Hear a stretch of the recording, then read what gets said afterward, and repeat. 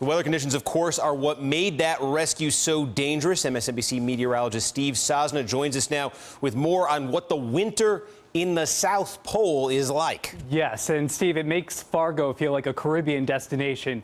It gets so cold down there, about 100 degrees below zero, something that many people in the United States can't even fathom. And of course, with that, you get a lot of problems. You get technical problems with the plane, you get mechanical issues, hydraulics, also problems with the fuel. And you can see here's a picture of the plane landing on skis. So even the most skilled pilots here cringing at this site under the conditions. Winds routinely gusted about 70 miles per hour in this area. So the flight was about 1,500 miles. Again, to put this in perspective, the United States cross-country flight usually takes about 6 hours. This one took about 9 hours. You're not flying at the altitude that you usually would be in a commercial flight. Usually you fly about 34,000 feet.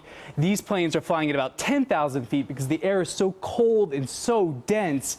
And again, the sun isn't anywhere to be found around here. It sets in a good part of the South Pole in March and doesn't come back up until September. So it's a complete darkness, although they did have a full moon to work with. So some moonlight going on here. And actually at the time of the landing, only 14-mile-per-hour wind gusts. So it was that really narrow window that they had to calculate.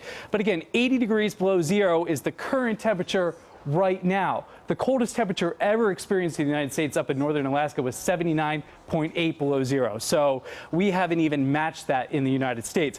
Meanwhile, this is what's happening in the U.S. It's winter in the South Pole, but meanwhile, baking in summer heat across the country. An incredible job by those pilots, Steve, under incredibly tough conditions. I'll tell you, I think I'd take that South Pole weather over the 102, 105 degrees there in the Southwest. A lot of people like it cold, and if you like it cold, give it a try. I like sweater weather. It's I think it's the darkness I couldn't handle. I think it's a little more than a sweater you'll be wearing. Yeah, maybe a couple sweaters. Steve Sosna, thanks for the weather report. We appreciate that.